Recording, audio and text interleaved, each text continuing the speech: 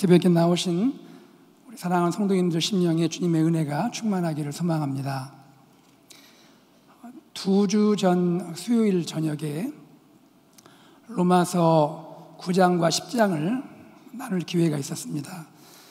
오늘 9장과 10장에 이어서 로마서 11장 말씀을 함께 나누고자 합니다.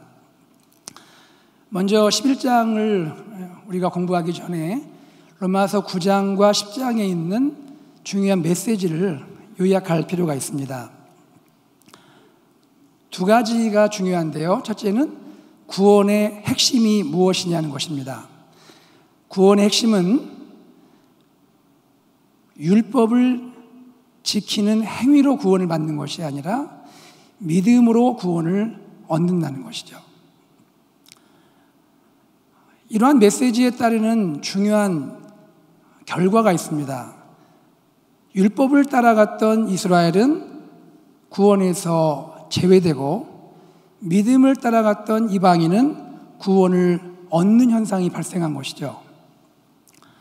복음을 생각만 해도 가슴이 뛰고 환희에 찼던 사도 바울이지만 복음의 결과로 따라오는 동족 이스라엘이 하나님의 구원에서 떨어져 나가는 것을 생각할 때에 바울의 마음에는 무어라 형용할 수 없는 깊은 슬픔이 있었습니다.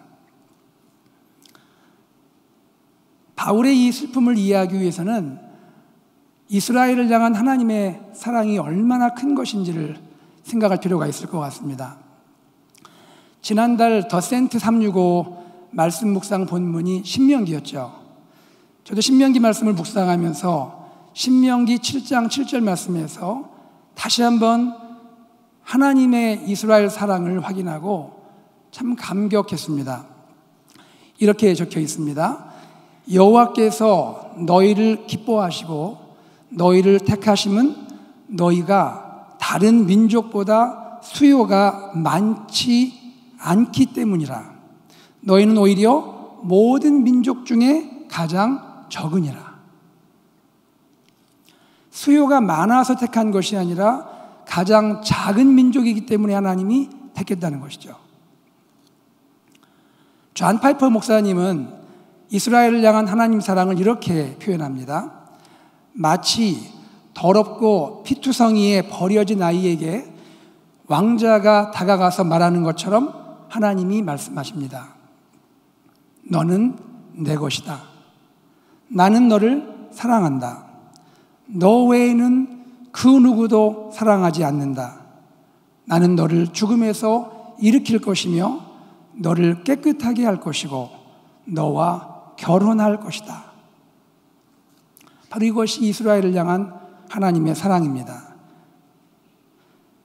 그럼에도 불구하고 바울의 눈앞에 펼쳐지는 현상은 그토록 사랑받던 이스라엘이 하나님의 구원에서 떨어져 나가는 것이고 그들이 선민으로서의 기능을 하지 못하는 것에 깊은 슬픔이 있었던 것입니다. 그리고 나서 바울은 11장으로 넘어가게 됩니다. 11장의 큰 그림을 우리가 스케치를 하게 되면 11장은 두 개의 질문과 그에 대한 답이 있음을 깨닫게 됩니다. 첫 번째 질문은 하나님은 이스라엘을 버리셨는가? 라는 언약의 문제입니다. 바울은 이에 대해서 남은 자라는 신학적 아이디어를 가지고 답을 합니다. 둘째 질문은 이스라엘의 실패는 어떤 의미를 갖는 것인가? 의미의 문제입니다.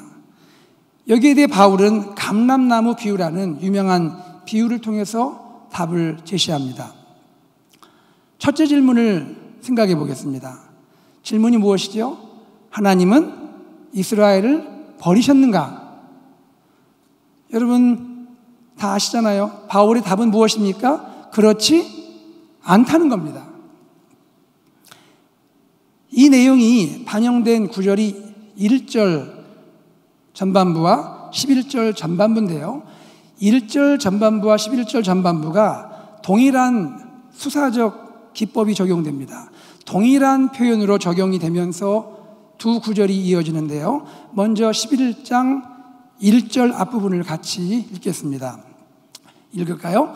그러므로 내가 말하노니 하나님이 자기 백성을 버리셨느냐? 그럴 수 없느니라.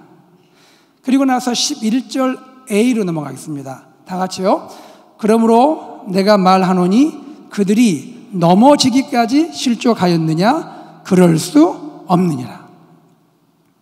하나님이 자기 백성을 버리지 않으셨다는 거예요. 그들이 넘어지기까지 실족한 것은 아니라는 거예요. 그 증거를 두 가지로 제시합니다. 첫째 증거는 무엇이냐면 하나님이 이스라엘을 버리지 않았다는 첫 번째 증거는 뭐냐면 나 자신이라는 거예요. 로마서를 쓰고 있는 바울 자신을 보라는 거예요. 내가 누구냐는 거예요. 11장 1절 후반부입니다. 나도 이스라엘인이요 아브라함의 씨에서 난 자요 베냐민 지파라. 내가 이스라엘 사람 아닌가? 나도 이스라엘 사람인데 지금 구원받지 않았는가? 그렇다면 하나님이 왜 이스라엘을 버리겠는가? 더더욱이 바울은 주님 만나기 전에 예수를 믿는 사람들을 박해하고 핍박했던 극악한 사람이었죠. 그럼에도 불구하고 하나님은 그를 만나주시고 구원하시고 그를 복음을 전하는 이방인의 사도로 세워준 것 생각할 때 하나님이 이스라엘을 버리지는 않았다는 것입니다. 두 번째 증거는 무엇입니까? 이스라엘의 역사를 통해 알 수 있다는 것이죠. 특별히 엘리야의 이야기를 생각해 보라는 것입니다. 11장 2절 후반부입니다. 너희가 성경이 엘리야를 가리켜 말한 것을 알지 못하느냐? 그가 이스라엘을 하나님께 고발하되. 여러분, 엘리야가 하나님께 무엇라 항의하며 고발했나요? 주님, 이스라엘이 하나님의 선지자들을 죽이고요 하나님의 제단을 헐고 이제 엘리야 저 혼자 남았는데 저들이 제 목숨까지 찾고 있습니다. 그때 하나님 뭐라 답하시나요? 엘리야야, 내가 나를 위하여 바알에게 무릎 꿇지 아니한 사람 7,000명을 남겨두었느니라. 엘리야는 자기 혼자 남은 줄 알았어요. 자기마저 죽으면 하나님의 역사가 어떻게 진행될까 염려했던 거예요. 그런데 하나님 보세요. 엘리야야, 너의 마음은 알겠는데 바알에게 무릎 꿇지 아니한 사람, 네가 몰랐던 7,000명을 내가 남겨두었다. 바울이 7,000명 이 이야기에서 말하고자 하는 바가 무엇입니까? 엘리야 시대를 보라는 것입니다. 이스라엘 백성이 타락하여 하나님을 떠났고 우상을 숭배하는 그 순간에도 하나님은 그들 가운데서 여전히 믿음의 사람을 그 일부를 남겨두지 않았느냐는 겁니다. 이처럼 오늘날도 많은 유대인들이 예수님을 배척하고 복음을 거부함으로 구원에서 떨어져 나가고 있지만 하나님은 그 가운데서 여전히 신실한 그리스도인, 구원받은 믿음의 사람들을 남겨두신다는 겁니다. 이러 볼 때 하나님은 그의 백성 이스라엘을 버리신 것이 아니라는 말입니다. 특히 11절이 강조하는 메시지는 무엇입니까? 현재 이스라엘이 보여주는 현상, 이스라엘의 타락과 복음에 불순종하는 이 모습이 최종적인 것은 아니라는 거예요. 바울은 이렇게 표현합니다. 이스라엘은 넘어지기까지 실족한 것은 아니다. 신학자 더글라스 무 교수님은 이 용어를 해설합니다. 실족하다라는 단어와 넘어지다라는 단어를 해설하는데, 실족하다의 헬라어 프타이오는 장애물에 걸려서 비틀비틀하는 모습이에요. 영어로는 스탬블링이라고 표현이 되어 있습니다. 이에 비해서 넘어지다라는 헬라어는 팁토인데요, 이 단어는 영적으로 파멸하다라는 것입니다. 떨어져서 다시는 일어나지 못하는 상태라는 것을 말합니다. 영어로는 fall이라고 번역되어 있습니다. 강도가 다르죠. 바울의 논지는 무엇입니까? 현재 이스라엘이 그리스도를 배척하고 복음에 불순종함으로 실족했지만, 비틀비틀하고 있지만, 그럼에도 불구하고 그들이 영적인 파멸 혹은 회복 불능의 상태로 떨어진 것은 아니라는 것입니다. 지금까지 말씀드린 내용 이 두 가지로 요약할 수 있는데요. 하나는 남은 자를 통한 하나님의 역사를 생각할 때에 하나님은 그의 백성 이스라엘을 버리지 않으셨다는 겁니다.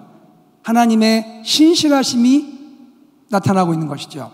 다른 하나는 현재의 이스라엘의 실패는 최종적이지 않으며 하나님의 회복의 은혜가 그들에게 주어질 것이라는 겁니다. 이에 대하여 존 스토트 목사님은 이렇게 해설합니다. 이스라엘은 넘어지기까지 실족한 것이 아니라 오히려 일어나기 위해서 넘어졌다. 두 번째 질문으로 넘어가 보겠습니다. 두 번째 질문은 무엇이죠? 이스라엘의 실패는 어떤 의미를 갖는가 하는 것입니다. 이에 대한 바울의 답은 11절 후반부와 12절에 있는데요. 다 같이 읽겠습니다. 시작. 그들의 넘어짐으로 구원이 이방인에게 이르러 이스라엘로 시기나게 함이니라. 그들의 넘어짐이 세상의 풍성함이 되며 그들의 실패가 이방인의 풍성함이 되거든 하물며 그들의 충만함이리요. 세 가지 핵심 내용을 생각할 수 있습니다. 첫째는요, 이스라엘의 타락과 복음의 거절로 인해서 구원이 이방인에게로 이르렀다는 것입니다. 둘째는요, 이방인의 구원은 이스라엘을 시기하게 만들고 이로 인해서 결국에는 이스라엘의 회복과 그로 인한 충만을 이끈다는 것입니다. 그리고 셋째는 이스라엘의 충만은 세상, 즉 이방에 훨씬 더 많은 풍성함을 가져오게 된다는 것입니다. 이렇게 간단히 정리할 수 있습니다. 구원의 축복이 이스라엘에게서 이방인에게로, 이방인에게서 다시 이스라엘에게로, 그리고 이스라엘에게서 온 세상으로 흘러간다는 것입니다. 존 스토트 목사님은 이러한 과정을 어떻게 표현하냐면요, 축복의 사슬이다 이렇게 말합니다. 그럼 다 같이 볼까요? 축복의 사슬. 축복의 사슬, 연쇄고리가 있다는 거예요. 축복의 사슬에 대한 바울의 확신이 13절과 14절에 반영이 되고 있는데요. 여기에서 바울은 자신이 갖고 있는 이방인의 사도의 직분의 목표가 무엇인지를 설명하는데요. 이렇게 말합니다. 유대인들로 시기하게 하여 그들 중 일부를 구원하는 것이다. 바울 자신은 이방인의 사도로 이방인 구원에 포커싱하고 있지만, 그것을 위해서 헌신하고 전념하고 있지만, 그 일을 통해서 하나님께서 이스라엘 마음을 시기하게 하여서 어떻게 저렇게 우리가 무시했던 이방인들이 하나님을 예배할 수 있는가? 어떻게 저들이 하나님의 구원을 인하여 하나님을 노래할 수 있는가? 의아하게 하고 시기나게 해서 결국 그들 중에 일부가 하나님께 돌아오기를 바라는 마음이 바울에게 있었다는 것입니다. 축복의 사슬을 보강하는 비유가 바로 유명한 감람나무 비유 17절에서 24절입니다. 그 내용은 이런 것이죠. 참 감람나무와 돌 감람나무 이야기잖아요. 참 감람나무 가지 일부가 꺾였습니다. 그 자리에 돌 감람나무 접붙임이 됩니다. 이게 발음이 어려워요. 참 감람나무, 돌 감람나무. 저도 이스라엘 가서 한번 보고 싶은데요. 참 감람나무는 쉽게 이렇게 생각하시면 될 것 같습니다. 좋은 품질의 감람나무, 돌 감람나무는 품질이 좋지 않은 감람나무, 그렇게 생각하시면 될 것 같습니다. 좋은 감람나무 가지 일부가 꺾였고요, 그 자리에 품질이 별로 좋지 않은 그런 감람나무가 접붙임이 되었어요. 그래서 이 돌감람나무가 참감람나무에 접붙임 받다 보니까 참감람나무 뿌리에서 올라오는 진액을 함께 누리는 축복을 얻게 된 것이죠. 여러분 벌써 감 잡으시죠? 참감람나무는 누구를 가리킵니까? 이스라엘이잖아요. 돌감람나무는 누굽니까? 이방인이죠. 이스라엘이 꺾인 자리에 이방인이 접붙임 받았음을 암시하고 있는 거죠.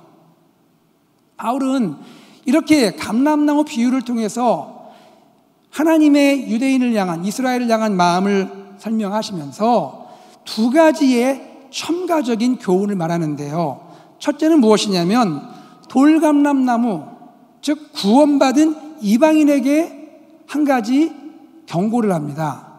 돌감람나무인 구원받은 이방인이여, 그대들은 교만하지 말라. 그대들은 원래 돌감람나무였다. 그런데 하나님의 상상할 수 없는, 우리 이해로 판단할 수 없는 그 놀라운 지혜로 인해서 이방인이 누릴 그 자리에 우리가 접붙임 받았으니 겸손해야 되고 교만해서는 안 된다는 겁니다. 이 내용이 11장 20절 후반부와 21절인데요. 읽겠습니다. 높은 마음을 품지 말고 도리어 두려워하라. 하나님이 원가지들도 아끼지 아니하셨은즉 너도 아끼지 아니하시리라. 둘째는 어떤 내용인가요? 참 감람나무의 원가지들, 즉 이스라엘이죠. 참 감람나무의 원가지인 이스라엘도 하나님의 능력으로 본래의 자기 감람나무에 접붙임 받을 수 있다는 것입니다. 로마서 11장 23절 후반부와 24절입니다. 같이 읽어볼까요? 이는 그들을 접붙이실 능력이 하나님께 있음이라. 내가 원 돌감람나무에서 찍힘을 받고 본성을 거슬러 좋은 감람나무에 접붙임을 받았으니 원가지인 이 사람들이야 얼마나 더 자기 감람나무에 접붙이심을 받으랴. 존 스토트가 표현한 축복의 사슬의 결말은 무엇일까요? 11장 26절 앞부분에 나옵니다. 그리하여 온 이스라엘이 구원을 받으리라. 뭐라고 되어 있죠? 그리하여 온 이스라엘이 구원을 받으리라. 여기에 온 이스라엘의 구원이라는 것은 이스라엘 백성 일반의 구원을 가리키는 것이고 이스라엘 민족의 거국적인 구원을 보여주는 것입니다. 여기에서 우리가 주의할 점이 두 가지가 있습니다. 첫째는 온 이스라엘이 구원을 받는다 할 때 온 이스라엘이 영어로는 all Israel입니다. 이것이 every Israelite가 아니에요. 즉, 그 민족이 하나님의 경륜에 따라서 구원받을 때가 있다는 말씀이지 이스라엘 한 사람 한 사람, 유대인 한 사람 한 사람 모두가 구원받는다는 의미는 아닙니다. 그럼에도 불구하고 우리는 그때를 모르지만 종말의 어느 시점에 이르면 하나님의 경륜 가운데 유대 민족이, 유대인이 대대적으로 회심하는 일이 벌어질 것을 바울은 예상하고 있는 것입니다. 두 번째는요, 구원의 길에 대해서 생각을 해봐야 합니다. 최근에 신약학계에서 일부 학자들이 이런 주장을 합니다. 로마서 11장을 연구했더니 기독론적인 어휘가 등장하지 않는다는 거예요. 기독론이라는 것은 그리스도라는 것입니다. 그리스도라는 말이 나오지를 않는다는 거예요. 그리하여 소위 이중 언약을 주장합니다. 한번 들어보세요. 11장에, 로마서 11장에 그리스도라는 단어가 등장하지 않는 것은 바울의 어떤 의도가 있지 않느냐라고 생각하는 겁니다. 그것은 이스라엘의 구원은 이방인의 구원을 위해 요구되는 그리스도에 대한 믿음, 그리스도에 대한 신앙과 다른 방법인 뭔가 특별한 방법으로 이루어지는 것이 아닌가 암시한다는 거예요. 다시 말해서 구원을 위한 이중 언약이 존재할 수 있다는 주장입니다. 극단적인 이중 언약에 따르면 이방인은, 오늘 우리 교회죠, 이방인은 그리스도를 믿는 신앙, 저희의 새 언약으로 구원을 받게 되고 유대인은 토라, 오경을 고수함으로써 저희들의 모세 언약으로 구원을 얻는다고 말합니다. 맞습니까? 틀립니까? 이방인은 예수를 믿고 구원받고 이스라엘 유대인은 그것이 아니라 저희들의 토라, 율법을 고수함으로 모세의 언약에 따라 구원받는다는 거예요. 맞습니까? 틀립니까? 성경과 다르죠. 여러분, 우리는 기억해야 합니다. 로마서 1장으로부터 마지막 장까지 로마서 전체를 관통하는 진리가 있습니다. 그것은 무엇입니까? 구원은 오직 복음으로입니다. 구원은 오직 주 예수 그리스도를 믿음으로입니다. 로마서 1장 16절에 바울의 외침을 다시 한번 읽겠습니다. 내가 복음을 부끄러워하지 아니하노니 이 복음은 모든 믿는 자에게 구원을 주시는 하나님의 능력이 됨이라. 먼저는 유대인에게요, 그리고 헬라인에게로다. 유대인에게도 복음이 필요하고 헬라인에게도 복음이 필요하다는 거예요. 유대인에게 복음의 다른 방법이 주어지지 않는다는 것입니다.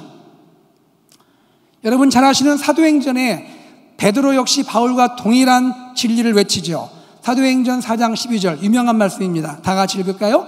다른 이로서는 구원을 받을 수 없나니 천하 사람 중에 구원을 받을 만한 다른 이름을 우리에게 주신 일이 없음이라 하였더라. 할렐루야.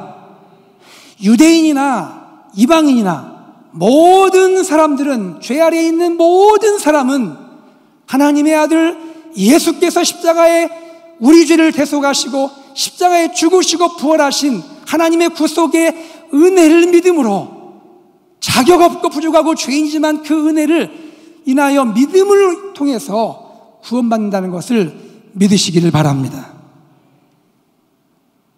그리고 바울은 로마서 11장을 송영으로 마무리를 하죠. 33절에서 36절입니다. 33절 다 같이 우리 바울의 마음으로 환희에 차서 읽어볼까요? 깊도다 하나님의 지혜와 지식의 풍성함이요 그의 판단은 헤아리지 못할 것이며 그의 길은 찾지 못할 것이로다. 로마서 11장 36절입니다. 이는 만물이 주에게서 나오고 주로 말미암고 주에게로 돌아갑니다. 그에게 영광이 세세에 있을지어다. 아멘. 우리 교회가 파송한 김현일 선교사님을 기억하십니까? 지금 이스라엘에서 오래 선교하시다가 하나님의 인도로 뉴욕, 뉴저지에서 유태인들을 전도하시잖아요. 한 번 오셔서 간증하시는데 이런 간증을 하셨어요. 선교사님 부부와 딸이 둘이 있잖아요. 뉴욕에 가서 어느 유태인 식당을 그 가족이 방문했답니다. 거기는 누가 말 안 해도 다 유태인만 오는 식당인데 거기에 전혀 이상하게 생긴 동양 사람 4사람이 한 가족이 유태인 식당을 뚜벅뚜벅 들어가서 테이블에 앉은 거예요. 유태인들의 눈이 동그래져가지고 이게 무슨 일이야? 아니 동양인 넷이 유태인 식당에 와 있네. 밥은 안 먹고 전부 다 이 가족만 쳐다보더래요.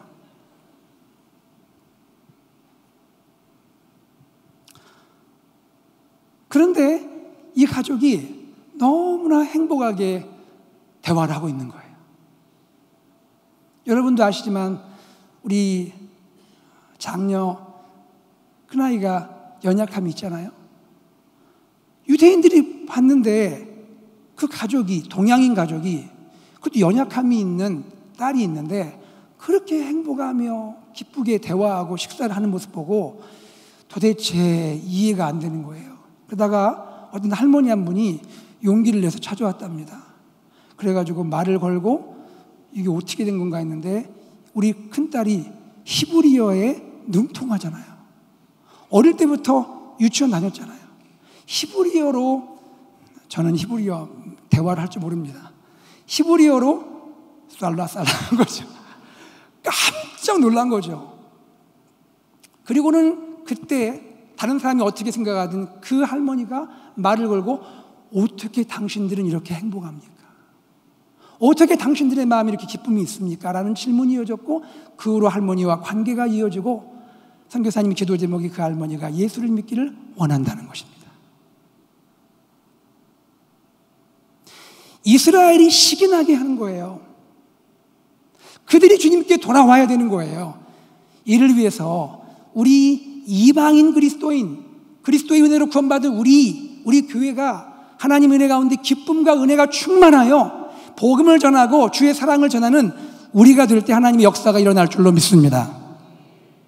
오늘 말씀 가운데 등장했던 남은 자에 대해서 생각을 좀 하겠습니다. 남은 자의 사중적 의미를 생각을 하고 싶은데요. 먼저 이 남은 자가 무엇인지를 생각합니다. 첫째, 이 남은 자, 영어로는 렘넌트라는데요. 히브리어는 슈어리티입니다. 이 말의 어원적인 의미는 이렇습니다. 남다라는 말이 뒤에 남겨지다라는 뜻에서 파송됩니다. 어떤 일이나 사건 후에 남겨진 사람을 지칭합니다. 역사적인 기원을 생각해 보죠. 여러분 이스라엘 역사 공부하셔서 아시겠지만 BC 722년에 아수르가 북이스라엘을 점령합니다. 그리고 세월이 흘러서 BC 586년에 바벨론의 군대가 남유다를 정복하는 사건이 벌어집니다. 이 두 사건으로 인해서 이스라엘 백성 대부분이 아수르와 바벨론의 포로가 되어 끌려갑니다. 소수의 백성들만이 황폐한 본토에 남아서 생존을 합니다. 바벨론 포로가 70년 이루어지잖아요. 70년 포로기 이후 바벨론 포로 중에 소수의 믿음 있는 이스라엘 사람들이 고국 땅으로 돌아옵니다. 그때 고국 땅 돌아오는 것이 쉬운 것이 아니에요. 70년의 세월은 우리가 과거 일본 치하에 있을 시간보다 더 깁니다. 70년이면 포로 생활은 안타깝지만 이미 거기 정착하고 거기 집을 얻었고 거기서 밭을 개간하고 뭔가 기업을 갖고 있는 상황이에요. 그 모든 것을 다 내려놓고 하나님께서 고레스칙령으로 돌아가라 할 때 모든 것을 내려놓고 믿음을 가지고 그 황폐한 본토로 돌아갔던 소수의 믿음 있는 사람들, 그들이 본토로 귀환하게 되는 것이죠. 결국 본국에 남아있던 소수의 백성들과 돌아온 적은 무리들이 이들이 합해져서 그 옛날 선지자들이 예언했던 남은 자들이 되는 것입니다. 이사야 10장 22절에 나오죠. 이들 남은 자들을 통해 어떤 일이 벌어집니까? 수적으로는 너무 적습니다. 그들이 가진 것은 많지 않아요. 그런데 이 남은 자를 통하여 하나님은 쓰러진 이스라엘을 재건하시고요, 예루살렘 성전을 건축하게 하십니다. 그래서 2차 성전인 스룹바벨 성전이 건축이 되는 것이죠. 다시 말해 남은 자를 통하여 하나님의 역사가 재개됨을 보여주고 있습니다. 그런데 이 남은 자 사상의 씨앗이라 할 수 있는, 씨드라 할 수 있는 그 일이 바벨론 포로전 한참 전에 엘리야 선지자 당시에 열왕기상 19장에 나오는 이 이야기에서 발견되는 것입니다. 하나님 뭐라 하십니까? 내가 이스라엘 가운데서 7,000명을 남기리니 라고 미리 하나님이 약속을 하고 있는 것이죠. 여러분 중요한 것은 무엇일까요? 그렇다면 오늘 우리 시대의 남은 자는 누구입니까? 신약 시대를 살고 있는 21세기를 살고 있는 이 시대에 남은 자는 누구인가요? 그들은요, 예수 그리스도를 구주로 영접한 소수의 유대인들과 은혜로 택하심을 따라 예수 안에 거하는 모든 이방인들입니다. 믿음으로 구원받은 모든 그리스도인들이 이 시대의 남은 자인 것을 믿으시기를 바랍니다. 저와 여러분들이 우리 KCPC가 이 시대의 남은 자인 것을 믿으시기를 바랍니다. 남은 자의 사중적 의미 하나씩 생각하겠습니다. 첫째는 남은 자는 누구입니까? 하나님의 거룩으로서의 남은 자입니다. Holiness of God. 하나님의 거룩으로서의 남은 자입니다.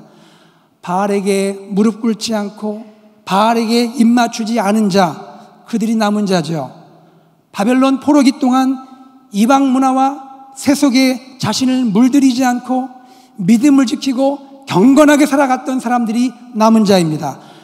오늘날 남은 자는 하나님의 영광과 주 예수 그리스도 그분 외에는 다른 어떤 것에도 마음을 빼앗기지 않는 그런 사람들, 그런 교회, 비록 허물이 많고 연약과 부족이 있을지라도 하나님의 영광과 그리스도 예수의 믿음을 지키며 경건하게 살고 있는 그 사람들, 그들이 이 시대의 남은 자인 것을 믿으시기 바랍니다. 둘째, 남은 자는 누구입니까? 하나님의 사명으로서의 남은 자예요. 미션 오브 갓입니다. 남은 자는 엘리야의 시대에도 있었고요, 바벨론 포로기도 있었고 그 후에도 있었고 예수님 당시에도 있었고 바울의 복음 증가할 때도 있었고 지금도 있습니다. 시대는 다릅니다. 그러나 그 시대마다 하나님은 남은 자를 두셨습니다. 각 시대마다 주어진 독특한 사명을 위해 세움받았고 그 사명을 위해 충성하며 헌신했습니다. 남은 자는 구원받음에 안주하지 않고 구원하신 하나님의 영광을 위해 일생을 바치는 사람들입니다. 오늘날 남은 자는 누구입니까? 하나님이 부르신 어느 곳에서든 어느 때에서든 가정이든 일터이든 학교이든 교회이든 글로컬이든 어느 때이든 주님의 부름에 순종하여 나의 일생을 주님을 위해 드리며 섬기는 사람이 남은 자인 것을 믿으시기를 바랍니다. 셋째, 남은 자는 누구입니까? 하나님의 은혜로서의 남은 자입니다. Grace of God입니다. 로마서 9장에서 11장이 특별히 강조하는 바는 은혜의 선택입니다. 로마서 11장 5절 다 같이 읽겠습니다. 그런즉 이와 같이 지금도 은혜로 택하심을 따라 남은 자가 있느니라. 은혜로 택하심을 따라 남은 자가 있다는 것이에요.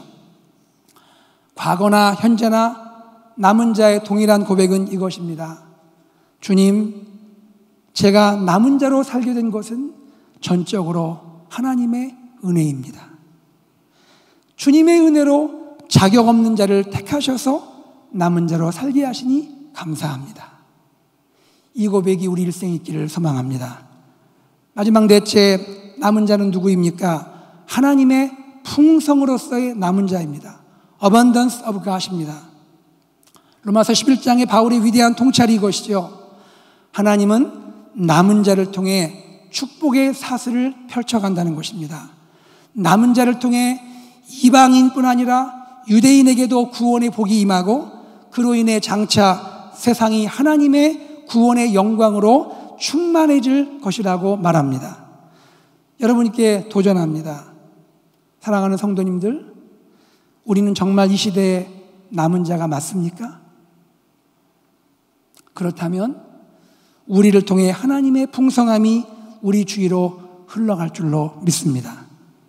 이방인, 유대인, 멀리는 아프리카, 유럽, 남미의 영혼들, 가까이는 우리 가족, 친척, 친구들, 직장 동료들, 이웃 가정들에게 우리 남은 자들을 통하여, 나를 통하여, 우리 교회를 통하여 주님의 구원과 은혜의 복이 흘러가게 될 줄로 믿습니다.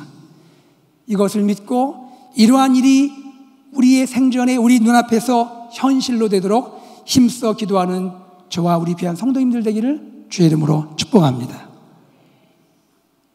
말씀을 정리하겠습니다. 사랑하는 여러분, 이 시대에 하나님의 소원이 있습니다. 하나님의 소원은 구원받은 그리스도인이 남은 자로 사는 것입니다. 나의 구원에 안주하지 않는 것입니다. 구원에 감격하며 나의 일생을 하나님의 거룩과 하나님의 사명과 하나님의 은혜와 그리고 하나님의 풍성으로 살아가는 것입니다. 이러한 삶이 저와 여러분을 통해서 우리 KCBC를 통해서 이 땅에 이루어지기를 간절히 소망합니다. 이 시간에 남은 자 된 우리를 돌아보면서 우리를 부르신 하나님께 감사하면서 우리 찬양하기 원합니다. 오직 예수뿐이네.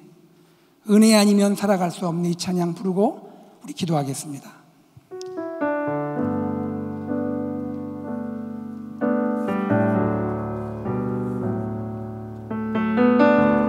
은혜 아니면 살아갈 수 없는 남은 자의 고백과 찬양입니다. 은혜 아니면 살아갈 수가 없네. 호흡마저도 다 주의 것이니 호흡마저도 다 주의 것이니 세상 평안과 위로 내게 없어도 세상 평안과 위로 내게 없어도 예수 오직 예수뿐이네. 예수 오직 예수뿐이네. 은혜 아니면 살아갈 수가 없네. 호흡마저도 다 주의 것이니 호흡마저도 다 주의 것이니 세상 평안과 위로 내게 없어도 세상 평안과 위로 내게 없어도 예수 오직 예수뿐 크신 계획 다 볼 수도 없고 크신 계획 다 볼 수도 없고 작은 고난에 지쳐 주께 묶인 나의 모든 삶 주께 묶인 나의 버티고 견디게 하시네 버티고 견디게 하시네 우리 오른손을 들고 은혜 아니면 살아갈 수가 없네 은혜 아니면 살아갈 수가 나의 모든 것 다 주께 맡깁니다 나의 모든 것 다 주께 맡기니 참된 평화와 위로 내게 주신 참된 평화와 위로 내게 주신 예수 오직 예수뿐이네 크신 계획 다 볼 수도 없고 크신 계획 다 볼 수도 없고 작은 고난에 지쳐도 작은 고난에 지쳐도 주께 묶인 나의 삶 주께 묶인 나의 버티고 견디게 하시네 버티고 견디게 하시네 주님 이 시간 내가 고백합니다 은혜 아니면 살아갈 수가 호흡마저도 다 주의 것이니 호흡마저도 다 주의 것이니 세상 평안과 내게 없다 해도 세상 평안과 위로 내 주님 나에게는 예수뿐입니다 한 번 더요 크신 계획 다 볼 수도 없고 크신 계획 다 볼 수도 작은 고난에 지쳐도 작은 고난에 주님께 묶인 나의 모든 삶 주께 묶인 나의 버티고 견디게 하시네 버티고 견디게 하시네 주님 은혜 아니면 제가 살 수가 없습니다 은혜 아니면 살아갈 수가 없네 나의 모든 것 다 주께 맡기 참된 평화 위로 참된 평화와 위로 내게 주신 주 예수 오직 예수뿐이네 사랑하는 성도님들 이 시간 기도하겠습니다 주님께서 우리들을 이 시대에 남은 자로 부르셨고 살게 하십니다 비록 우리가 연약하고 부족하지만 우리는 이 시대에 하나님의 거룩으로 하나님의 사명으로 하나님의 은혜로 하나님의 풍성으로 살아가야 할 남은 자입니다 주님 나로 인해서 우리 가정에 일터에 교회에 온 세상에 그리스도 예수의 구원의 복이 흐르게 하여 주시옵소서 다 함께 기도하겠습니다 하나님 아버지 주님의 은혜를 크신 계획 다 볼 수도 없고 작은 고난에 지쳐도 주께 묶인 하나님의 마음을 하나님의 뜻을 믿음으로 살아가는 간절히 원합니다 하나님 아버지 하나님 우리 이 시대에 남은 자들입니다 하나님 주님의 거룩으로 살기 원합니다 하나님의 사명으로 살기 원합니다 하나님의 은혜와 하나님의 풍성으로 살기를 원합니다 나로 인해서 하나님 우리 가정에 교회와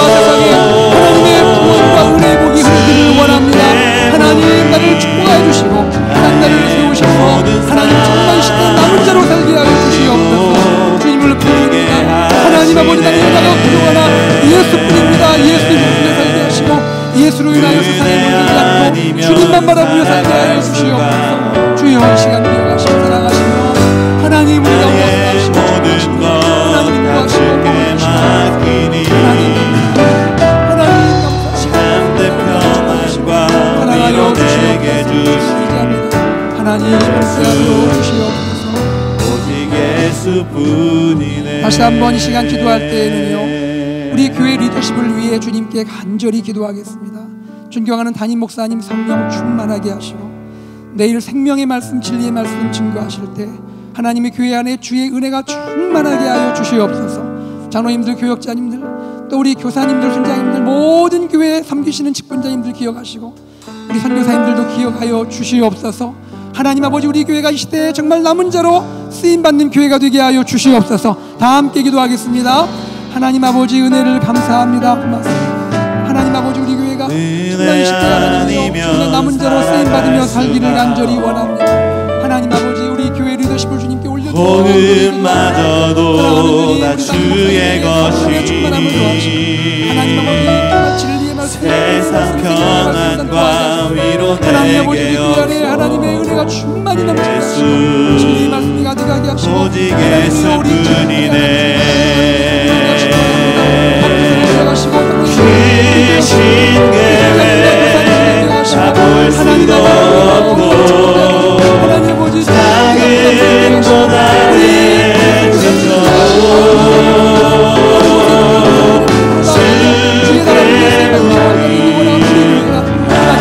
모든 삶 그리고 견디게 하시네.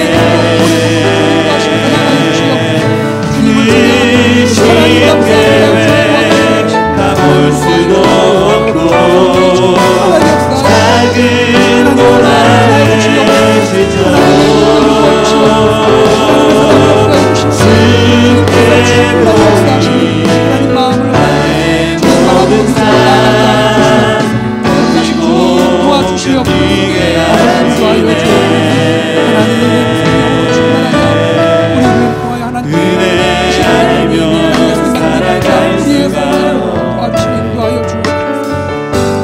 나의 모든 것 다 주께 맡기니 참된 평안과 위로 내게 주신 예수, 오직 예수뿐이네. 끝으로 한 가지 더 기도 제목 가지고 기도하고 각자 기도하고 우리 삶의 자리로 들어가겠는데요, 계속되는 단기 선교를 위해 기도해 주시고 수련회 위해 기도해 주시고 우리 7월달 SNL 성도님들과 젊은이들을 위해 기도하시고요, 교회의 연약한 환우분들을 주여 보혈의 피로 일으키시고 고쳐 주옵소서. 하나님, 내일 말씀 증가하는 종들 모든 봉사자들 축복하시고 복된 주일, 하나님의 큰 은혜가 임하는 복된 주일 되게 하여 주시옵소서. 다 함께 우리 두 손을 들고 주여 한번 크게 간절히 외치고 통성으로 각자 기도하겠습니다. 기도합니다. 주여! 아버지 하나님 감사합니다.